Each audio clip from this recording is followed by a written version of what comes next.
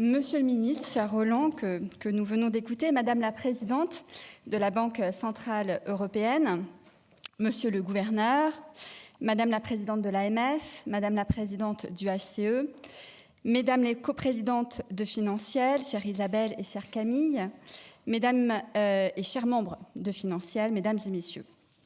Je suis particulièrement heureuse d'être évidemment avec vous ce soir à l'occasion des 15 ans de Financiel et honorée, je dois le dire, de pouvoir dresser devant vous le bilan de la première étape de la loi du 24 décembre 2021 visant à accélérer l'égalité économique et professionnelle.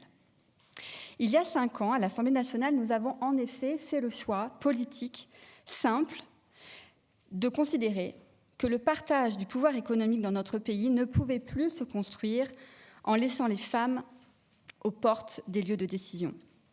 Car en 2021, la France entretenait encore un paradoxe insoutenable.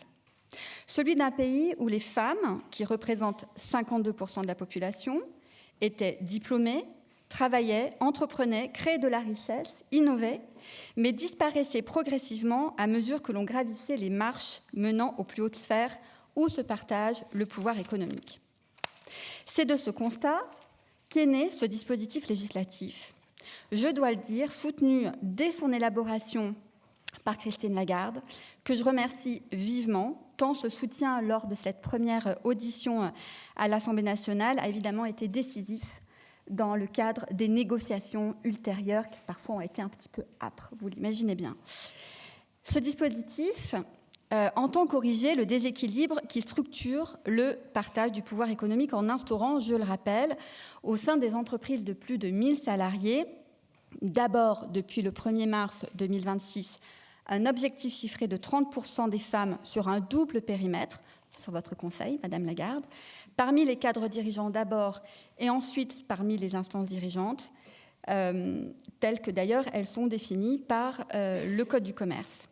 Puis, à partir du 1er mars 2029, un quota de 40% sera exigé, faute de quoi, après 2 années pour se mettre en conformité, les entreprises concernées se verront appliquer une sanction financière de l'ordre de 1% de la masse salariale.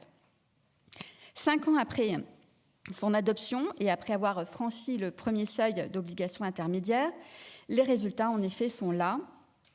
Au 1er mars 2026, les entreprises du CAC 40 comptent désormais 31% de femmes dans leurs instances dirigeantes. Celles du SBF 120 atteignent 30%. C'est respectivement à peu près 9% et 8% de plus qu'en 2021. Cette performance permet à la France de faire partie dorénavant des 4 pays européens qui comptent plus de 30% de femmes dans leurs instances dirigeantes des entreprises cotées. Et le rapport 2026 de la Banque mondiale classe désormais la France au 2e rang mondial sur 190 pays pour sa capacité à transformer l'égalité juridique en résultats concrets. Au-delà de ces chiffres, cette loi, évidemment, je l'espère, transforme plus profondément notre manière de penser le pouvoir et le leadership en interrogeant notre définition même de la légitimité à diriger.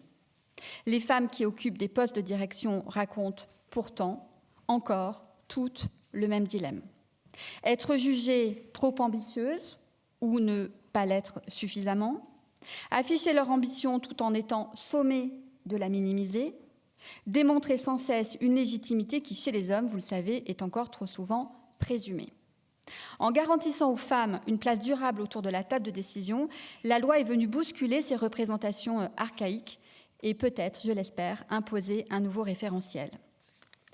Car à l'heure, comme l'a dit Roland Lescure, où nos États font face à des équations économiques, sociales, géopolitiques d'une complexité inédite, nous ne pouvons plus continuer à concevoir le pouvoir en occultant la moitié de la population. L'égalité professionnelle, l'égalité économique entre les femmes et les hommes n'est pas un sujet périphérique. Elle est un enjeu de souveraineté et un enjeu de démocratie.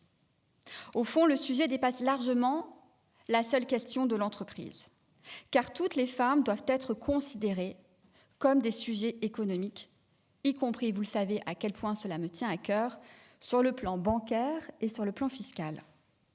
Raison pour laquelle ce même texte impose aujourd'hui le versement des salaires et des prestations sociales sur un compte bancaire dont la personne doit être titulaire ou cotitulaires. Nous avons renforcé, grâce à la Banque de France, que je remercie, le droit au compte, en particulier pour les femmes victimes de violences conjugales. Et par ailleurs, vous le savez aussi, depuis le 1er janvier 2026, le taux de prélèvement à la source de l'impôt sur le revenu est enfin individualisé dans notre pays. Pour autant, la France fait partie des 10 derniers pays de l'OCDE dont le calcul de l'impôt est conjugalisé. Vous pouvez compter sur ma détermination à l'aune de ce futur PLF pour pouvoir maintenir ces engagements de manière plus globale, car les obstacles à l'entrée des femmes dans la vie active, en particulier les distorsions fiscales, ont un coût supérieur à toutes les estimations faites précédemment, disait en 2018 la présidente du FMI. L'histoire nous enseigne que lorsque les régimes autoritaires s'installent, ils s'attaquent toujours en premier aux droits des femmes, parce que l'émancipation économique des femmes dérange les logiques de domination, parce qu'elle remet en cause les hiérarchies établies, parce qu'elle est en elle-même un facteur de démocratie. Faire progresser les droits économiques des femmes, c'est donc à la fois un catalyseur de démocratie et bien évidemment une opportunité de croissance. C'est pourquoi le travail que vous menez ici, à Financiel, est si essentiel. Parce que les lois changent les règles, mais ce sont les femmes et les hommes engagés au sein des entreprises et de la société civile qui changent les cultures. Alors, 5 ans après l'adoption de cette loi, je veux le dire avec force, nous avons fissuré, peut-être, je l'espère, le plafond de verre, mais nous devons maintenant le faire voler en éclats grâce à vous. Merci beaucoup. Merci.